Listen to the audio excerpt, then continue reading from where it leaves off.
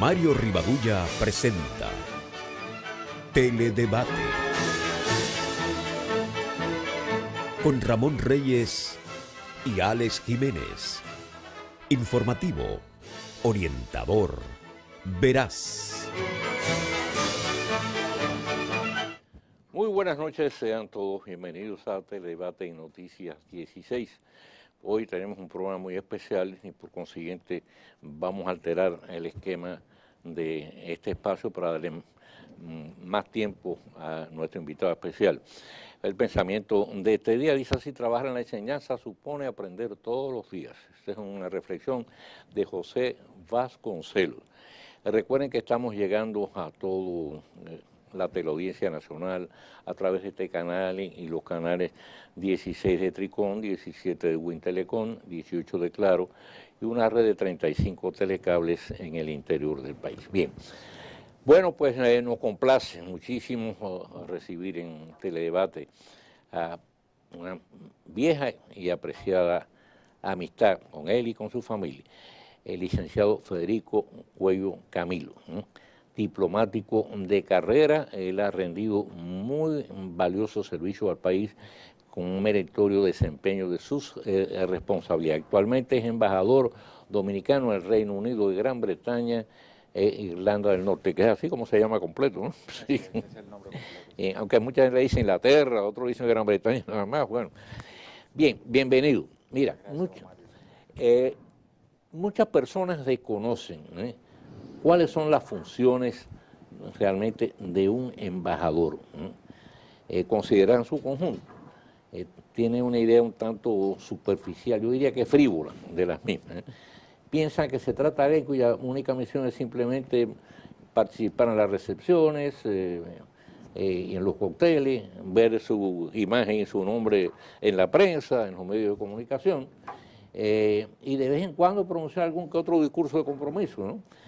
Así, si tú nos permites, vamos a partir de tu carrera, del inicio de tu carrera, vamos a ver si elaboramos un perfil de lo que realmente es un diplomático cuerpo entero.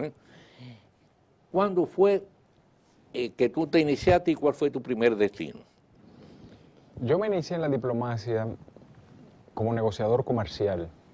Yo entré al Ministerio de Economía como asesor del ministro en el 1993. Y el entonces ministro de Economía, Miguel Sanbén, me soltó un expediente bastante voluminoso que llevaba años acumulando polvo. Era el expediente de las negociaciones del GATT, el Acuerdo General de Aranceles Aduaneros y Comercio, que llevaba años de haberse iniciado las negociaciones de la Ronda Uruguay. Estamos hablando de 1993, esas negociaciones se iniciaron en 1986. Y como resultado de esa decisión del ministro, pues me tuve que familiarizar con el mundo de las negociaciones multilaterales. Me dediqué a trabajar con el equipo del gobierno en definir lo que fue la posición del país frente a ese proceso. Fui a Ginebra a llevarla. Una vez concluyeron las negociaciones, el ministro me llevó como miembro de la delegación, yo le escribí su discurso. El cierre de las negociaciones tuvo lugar en una ceremonia ministerial de clausura en la ciudad de Marrakech, en Marruecos, una ciudad extraordinaria, por muchas razones que pudiéramos discutir en otro momento. Y luego de eso, o en paralelo, concomitantemente a ese viaje, con asistencia de las Naciones Unidas, hay una entidad de las Naciones Unidas que se llama la UNCTAD, la Conferencia de las Naciones Unidas sobre Comercio y Desarrollo. Hicimos una evaluación de cómo esos resultados de ese evento tan trascendental que creó la Organización Mundial del Comercio afectaba a la República Dominicana. Hicimos un estudio del impacto de la Ronda Uruguay que nos permitió programar las reformas que de ahí se derivaban. Esto sirvió para justificar frente a la Asamblea Nacional en un evento que hicimos en el Salón con expertos internacionales la necesidad de ratificar estos resultados. Ratificación que se dio por un voto unánime de ambas cámaras, con lo cual quedé con la responsabilidad de supervisar la ejecución de los compromisos asumidos a la luz del estudio que ya habíamos hecho, que había identificado un montón de reformas que se terminaron haciendo y que dieron como resultado que la República Dominicana tenga una Comisión Nacional de Negociaciones Comerciales, una Oficina Nacional de Propiedad Intelectual, una Oficina Nacional de Derecho de Autor, un Instituto Nacional de Protección al Consumidor, Proconsumidor, que ha hecho un papel estelar, un Instituto Nacional de las Telecomunicaciones. Todas esas reformas vienen del trabajo que yo coordiné con un montón de expertos nacionales e internacionales para cumplir el compromiso asumido. Pero en paralelo a todas esas reformas había negociaciones en la OMC que seguían para sectores que se seguían negociando y seguí yendo a Ginebra y seguí formándome como negociador hasta que llega el presidente Leonel Fernández y me ofrece el privilegio, ¿no?, de representar al país como embajador en Ginebra ante la Organización Mundial del Comercio y la Oficina Europea de las Naciones Unidas. El grueso de mi trabajo era ir a la OMC, negociar, representar al país en las discusiones. La OMC es un organismo internacional muy interesante en el sentido de que tiene, como quien dice, las mismas tres funciones del Estado bajo su techo. Claro, en el plano del comercio internacional. Funciones como la administración de las reglas, que es las funciones del Poder Ejecutivo en cualquier país. Funciones como la negociación de nuevas reglas, que son funciones del Poder Legislativo en cualquier país. Pero además funciones de solución de controversia, que son las funciones del Poder Judicial en cualquier país. Entonces, es un organismo en el cual hay que participar activamente y en el cual la República Dominicana ha estado presente desde su creación. Entonces, esa fue la trayectoria que yo seguí para llegar a la diplomacia, estando en Ginebra y teniendo un solo embajador, no como ahora que hay dos jefes de misiones, si bien hay uno que está pendiente de designación. Pues eso me llevó a familiarizarme con otros temas que no eran de mi especialidad, pero que pues al tener que representar al país en las discusiones y reportar al país sobre los resultados, recibir delegaciones, pues me llevó a aprender un poco de derecho laboral. Ahí tenemos la Organización Internacional del Trabajo y durante mi gestión entramos al Consejo de Administración en 2 ocasiones. La primera ocasión como miembro alterno y le tocó representar al país al entonces ministro de Trabajo, Rafael Alburquerque. Después entramos como miembro titular y el sucesor de don Rafaelito fue Milton Ray Guevara, nuestro presidente del Tribunal Constitucional. Ambos hicieron un papel estelar. Yo recuerdo que cuando llegaba don Rafaelito, él era recibido con mucha distinción, pues ya en ese momento era el decano de los ministros de Trabajo de América Latina y el Caribe. Y el embajador de España y el ministro de España siempre hacían un almuerzo para los ministros y embajadores de América Latina y el sitio especial siempre se lo tenían a don Rafaelito. He sido siempre después sirviendo de asesor, uno de los pocos asesores, tengo entendido, a nivel internacional. Creo que se contaban con los dedos de una mano, sí. Y uno de ellos era Rafael. Así es, él es miembro del cuerpo de expertos internacionales en derecho laboral, son 19, y él es uno de ellos, ¿no? Él goza de una gran reputación. Entonces, en la organización, en Ginebra también hay organismos, o sea, tenemos los organismos de la globalización y los organismos que humanizan la globalización, la Comisión Internacional de Derechos Humanos, la Organización Mundial de la Salud, todos tratando temas absolutamente esenciales. Tiene su sede en Ginebra y como le decía, al tener que ir a las reuniones, pues fue un aprendizaje sumamente provechoso para mí, un verdadero privilegio. O sea que desde el punto de vista diplomático, Ginebra tiene una importancia extraordinaria. Así es, así es. Así es. Si bien no ha habido mucho avance en las negociaciones multilaterales de comercio desde mi salida, la realidad es que la OMC es una institución imprescindible y por más que ciertos países grandes la cuestionen ahora, la realidad es que si no hubiera una OMC habría que crearla, porque es el referente, son las reglas comunes, es el mecanismo de solución de diferencia último para cuando fallan las cosas entre dos países o entre dos regiones o entre un país y una región. Entonces, al final todos terminamos en la OMC y sus veredictos son inapelables. Bueno, ser diplomático es ser también un viajero impenitente, por así decirlo, viajero obligado en todo caso. Has viajado por muchísimos países, me imagino, en las misiones diplomáticas que has llevado a cabo, ¿no es así? Sí. Después de haber estado en Ginebra, ¿cuáles fueron los otros destinos que tú fuiste cubriendo como embajador?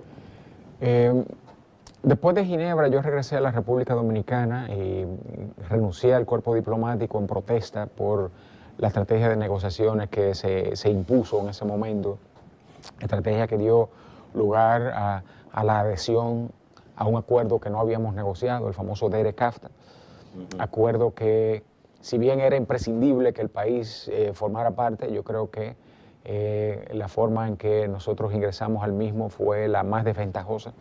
Y yo siempre lo dije en los programas de televisión y en mis artículos que están ahí en el internet para que lo quiera leer.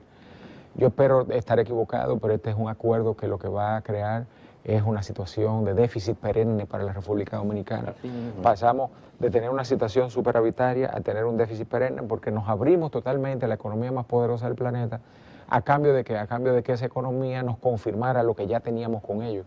Nosotros no abrimos con Estados Unidos más nada de lo que ya teníamos abierto. Correcto. Sin embargo, nosotros nos abrimos totalmente, sin exclusión ninguna, sin trato especial para ningún sector, o sea, salvo algún periodo de transición más o menos prolongado, pero a los 20 años de la entrada en vigor del DERE-CAFTA, todo va a estar abierto, mientras que a los 20 años, y es más, nunca vamos a tener total apertura frente al mercado estadounidense en sectores de interés como por ejemplo el azúcar. Qué paradoja. Además, ese plazo de transición en definitiva llega un momento que va a terminar, va a vencer. Entonces, ¿qué va a ocurrir? Así es. Eso lo hemos comentado muchísimas veces aquí, lo hemos enfocado ahora. ¿Tú crees que existe algún tipo de posibilidad de que se pueda en alguna medida podamos modificar el tratado? Yo lo veo muy difícil. El presidente Trump ha iniciado una modificación del NAFTA, el acuerdo con México y Canadá, y eso pues crea muchos riesgos porque todo el mundo tiene algo que modificar. Entonces nosotros definitivamente sabemos cómo se puede mejorar ese acuerdo.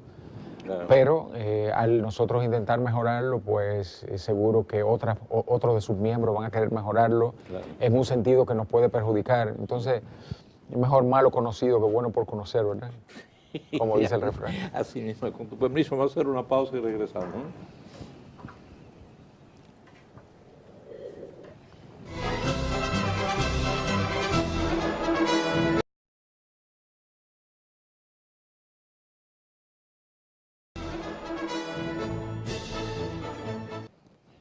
Bien, pues seguimos conversando en Teledebate con el licenciado Federico Cuello Camilo, quien es nuestro representante diplomático en el gobierno del Reino Unido, de la Gran Bretaña y de Irlanda del Norte.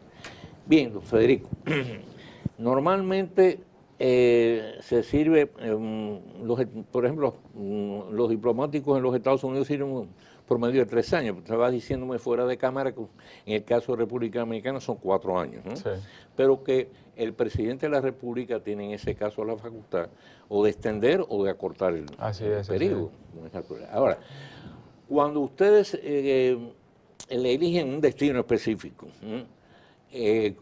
¿ustedes tienen alguna participación en cuanto a la elección de ese destino o eso es un ordeno y mando? Sí, la decisión es del presidente y ciertos cargos son de la extrema confianza del presidente. O sea, ¿usted lo acepta o no?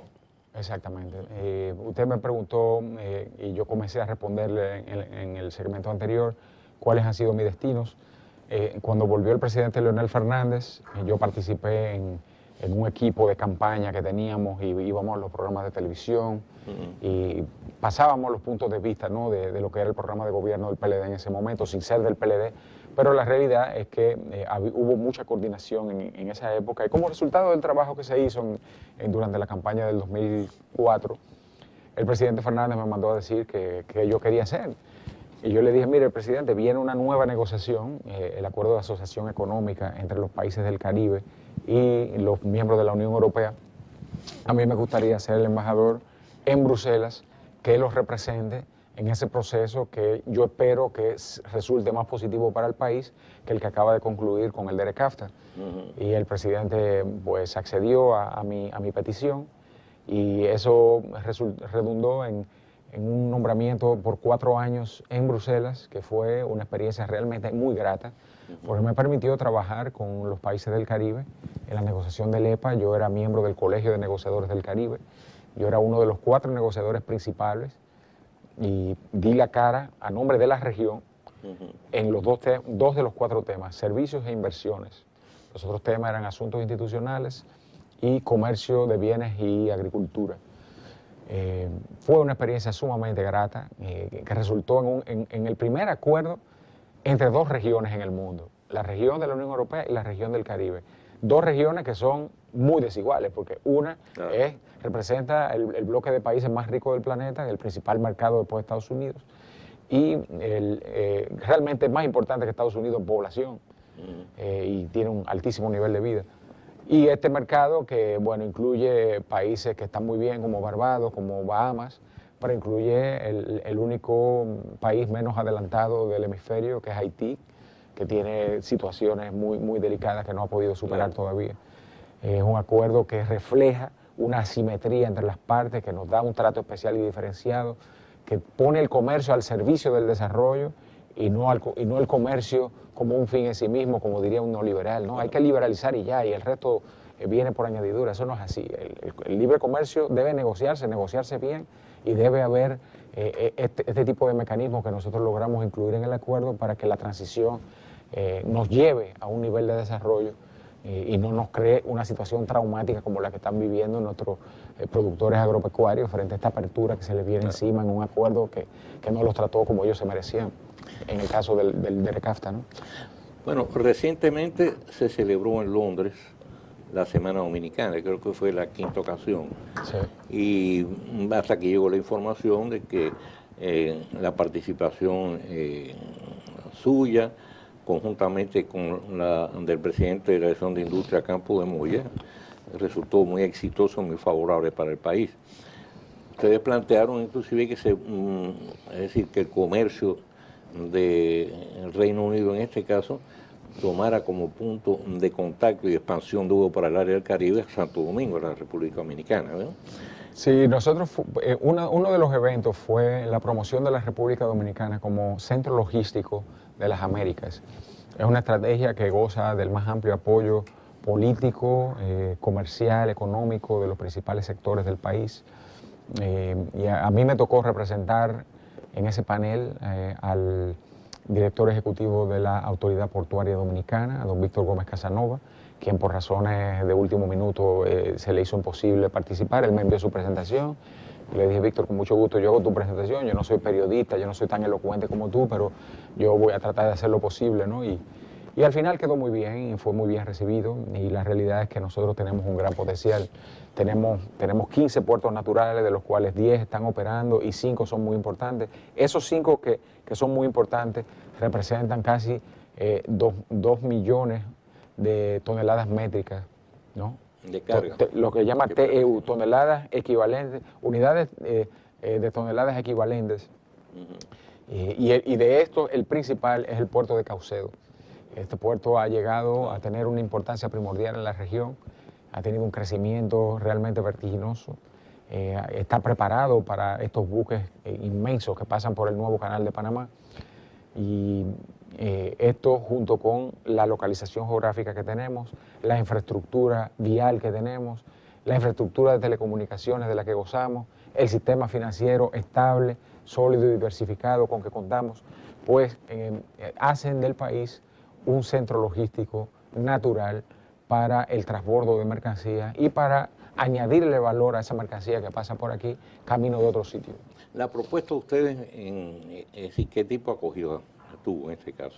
Fue muy bien recibida porque el Reino Unido es nuestro principal socio comercial en Europa, en el sentido o sea, es el principal mercado de las exportaciones dominicanas en Europa. La principal fuente de importación, obviamente, es España, por razones obvias. Sí. A nosotros nos encanta un jamón, nos encanta un vino español, pero con el Reino Unido, pues como tenemos la menor distancia de tránsito, el menor tiempo de tránsito en cuanto a el transporte marítimo, en menos de 9 días llega un buque de Manzanillo cargado de bananos, o desde el buque de Manzanillo llega al puerto de Portsmouth, y los buques que viajan semanalmente desde el puerto de Caucedo llegan también en menos de 9 días al puerto de Londres. Este puerto forma parte de la misma red internacional DP World, ¿no? Que es Dubai Ports, es la misma red que maneja el puerto de Caucedo. Entonces, estas conexiones nos dan a nosotros una situación privilegiada. Ningún otro país tiene un tiempo de tránsito tan reducido con el Reino Unido como el que tiene República Dominicana, aparte de las conexiones aéreas que también son muy importantes para productos frescos como el mango que tiene que llegar para irse directo al mercado antes que se pudren. Los aguacates igualmente, ¿no? Mencionaste Manzanillo. Sí. Yo creo que ese tiene un potencial enorme. El puerto de Manzanillo creo que está siendo subutilizado. Yo he estado allí, cuando yo estuve allí hace un año y pico, el único movimiento que tenía prácticamente era un furgón semanal, un barco semanal. Un buque de furgón, un furgonero semanal de bananos hacia... Sí, ese es el buque de Geese Lines, que es el que llega a Portsmouth. Sí. Ese pasa semanalmente. Pero tiene unas condiciones extraordinarias. Así es, un gran calado. Ahí no hay que drenar porque es bien profundo. Tengo entendido que es el de mayor calado en toda la área del Caribe, el puerto de Manzanillo. Bueno, y eso es importante poder recibir en este caso pues barcos precisamente de mucho tonelaje, ¿no? Así es. Bien, entonces el hecho de que el Reino Unido se haya separado de la Unión Europea, ¿qué importancia tiene para cómo nos pudiera afectar a nosotros, en este caso la relación comercial con ese país que, como tú dices, es nuestro principal comprador en Europa? Así es. Pues el Reino Unido todavía no se ha separado. El Reino Unido está en las negociaciones de separación. Esas negociaciones tienen que durar 2 años, ya llevan bastante tiempo, se iniciaron el 29 de marzo y deberán concluir el 29 de marzo del 2019, seguidas de un periodo de transición y después de la negociación de un nuevo acuerdo con la Unión Europea. En el interín ellos tendrán que revisar sus compromisos en la OMC y se han dado cuenta que eso no va a ser tan fácil porque un montón de países ya ha planteado objeciones a la propuesta que ellos han puesto sobre la mesa. Entonces todo esto puede durar un buen tiempo. Nosotros no podemos permitir que en ese tiempo el comercio con el Reino Unido se afecte en lo más mínimo. Y lo que hemos planteado por instrucciones del presidente, quien le leyó la cartilla a unos legisladores británicos que yo traje para que entendieran cuáles eran nuestras preocupaciones, en el Palacio Nacional el presidente Danilo Medina les dijo, miren, mis productores trabajan para el Reino Unido en zonas que son muy sensibles políticamente. Esos productores se han programado para satisfacer las necesidades del mercado británico. Entonces, no se puede permitir nada que altere el acceso de mis productores a ese mercado tan importante para ellos. En consecuencia, nosotros tenemos que asegurar que el status quo no cambie. Y lo que hemos buscado para complacer esa posición del presidente es un memorándum de entendimiento que, en virtud del cual el Reino Unido y la República Dominicana acuerden bilateralmente mantener la relación que tienen en virtud del acuerdo birregional. Ese acuerdo EPA, el Acuerdo de Asociación Económica, que es entre la Unión Europea y sus Estados miembros y los países del Caribe como República Dominicana. Claro. Entonces, si bien es un acuerdo birregional, nosotros acordamos bilateralmente mantener la relación. Y al mismo tiempo que acordamos eso, estamos acordando renegociar en un futuro, cuestión de que el acuerdo solamente sea con el Reino Unido. Y esa renegociación pues, puede muy bien ser con el resto del Caribe, ¿por qué no? Claro. Pero eso es un tema al cual le llegará su momento. Ahora mismo no podemos hablar de negociar porque el Reino Unido no puede negociar. Hasta que el Reino Unido no se salga de la Unión Europea, no puede negociar con nadie. Y hasta que no tenga una nueva relación con la Unión Europea, pues tampoco se sabrá cuál es la base de su posición negociadora, porque lo que ellos negocien con la Unión Europea va a ser el referente de lo que podrán negociar con los demás. Entonces hay que tener mucha paciencia para una renegociación, en el entendido de que con el mecanismo que hemos propuesto, que yo creo que hay las señales que hemos recibido que va a ser aceptado. En esta semana dominicana que usted mencionó, nos reunimos con 2 ministros clave, el ministro Alan Duncan, que es el responsable de las Américas y de la Unión Europea. El ministro Alan Duncan nos dijo claramente que ellos quieren que la relación con la República Dominicana se mantenga y que crezca, ¿no? Correcto. O sea, bigger and better, lo dijo claramente en inglés. El ministro Greg Hans, que es el ministro de Comercio Internacional, nos dio el mismo mensaje, alabó el hecho de que la República Dominicana sea la mayor economía de la cuenca del Caribe, o sea, más grande que cualquiera de las de Centroamérica y más grande que cualquiera de las del Caribe, el país que más está creciendo y en consecuencia es un país que ellos consideran altamente prioritario en términos comerciales, en términos políticos. Ellos ven el rol conciliador que juega la República Dominicana y por eso quieren además que nosotros nos convirtamos en un centro, no solamente en un centro logístico, sino además en un centro de respuesta a los desastres naturales. Muchos de los territorios británicos en el Caribe han tenido que venir a la República Dominicana para satisfacer una serie de necesidades. Primero que nada, recibir asistencia humanitaria, para desde aquí recibir las mercancías que necesitan para reconstruirse. Entonces, el Reino Unido está dispuesto a cooperar con nosotros para que esa aspiración que tiene República Dominicana desde la época que yo estaba en la ONU, en Nueva York, se haga una realidad, teniendo aquí un centro regional que goce del apoyo de ellos, pero que a la vez le sirva a la región, incluyendo los territorios británicos de ultramar, para tener un mecanismo de respuesta frente a los desastres naturales. Vamos a hacer una pausa con permiso. Con mucho gusto.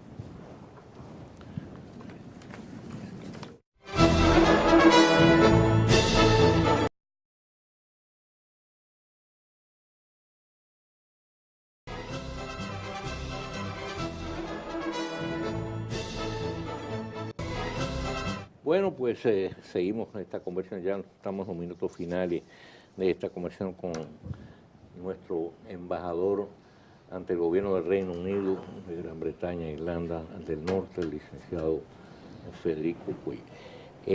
Don Federico, una pregunta muy personal.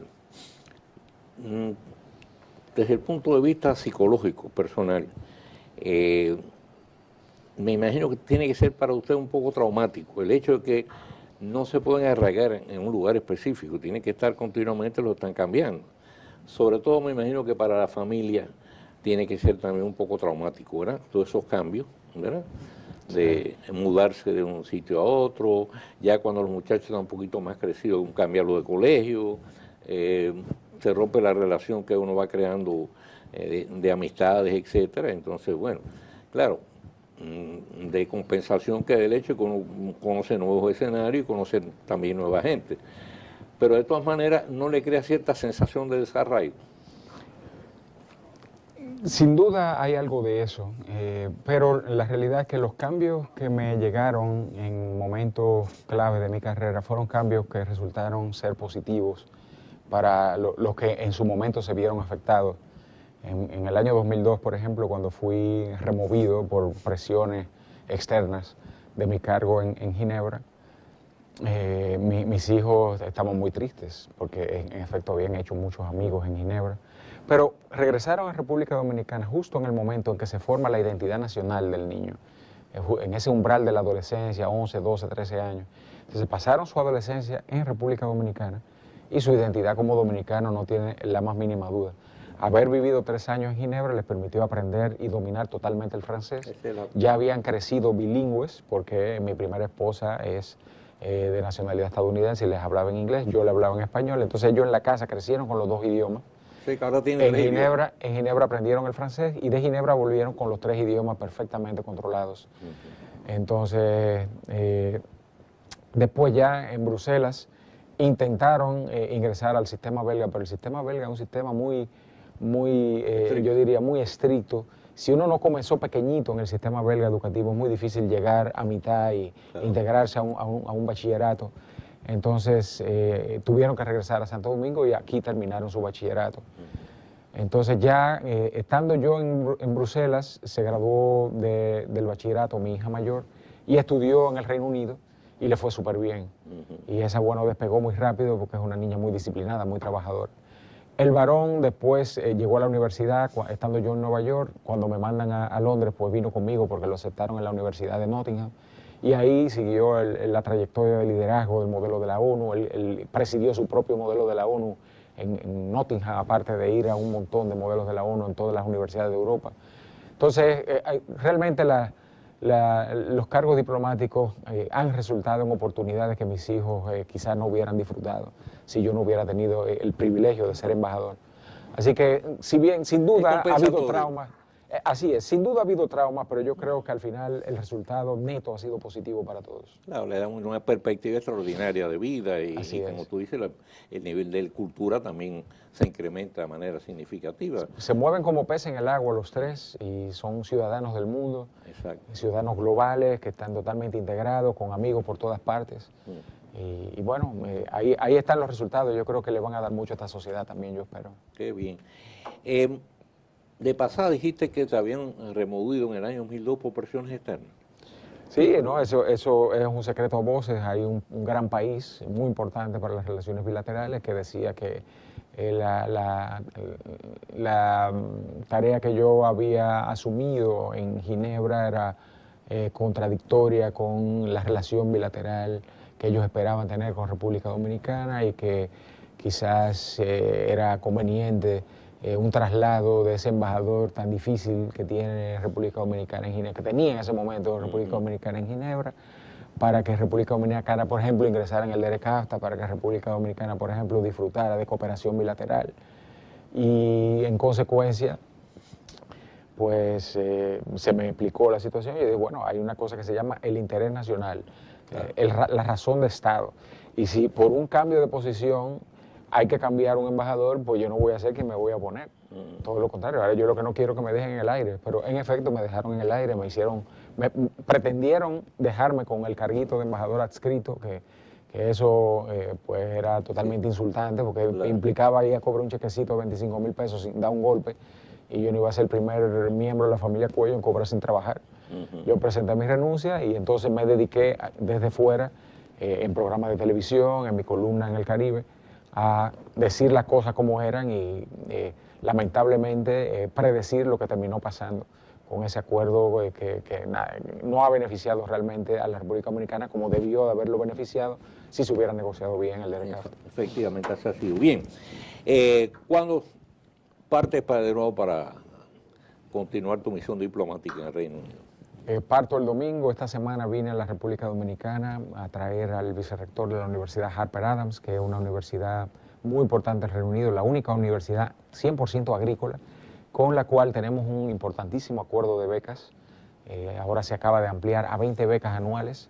La ministra en persona firmó el acuerdo con el vicerrector. Yo aproveché para llevarlo a empresas importantes del país, del sector agropecuario, agroindustrial, de forma tal que estas empresas sepan que del Reino Unido van a venir profesionales dominicanos capacitados en los últimos conocimientos, las últimas tecnologías, y así pues elevar la productividad del campo. Esto es algo que el presidente Medina en persona pidió. Yo quiero formación en el sector agropecuario. Ahí le tenemos ese programa de becas y esto es algo que va a tener un gran impacto. Bueno, no hay que desearte éxito porque lo doy por garantizado de antemano. Así que muchísimas gracias por haber tomado tiempo. Ya estás en los finales.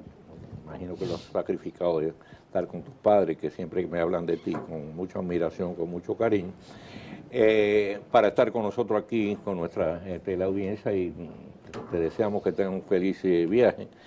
Y tengo la seguridad que pronto vamos a recibir los resultados de tu gestión. Muchas gracias, don Mario. Encantado. Hacemos la pausa y retornamos en breve con el tiro rápido.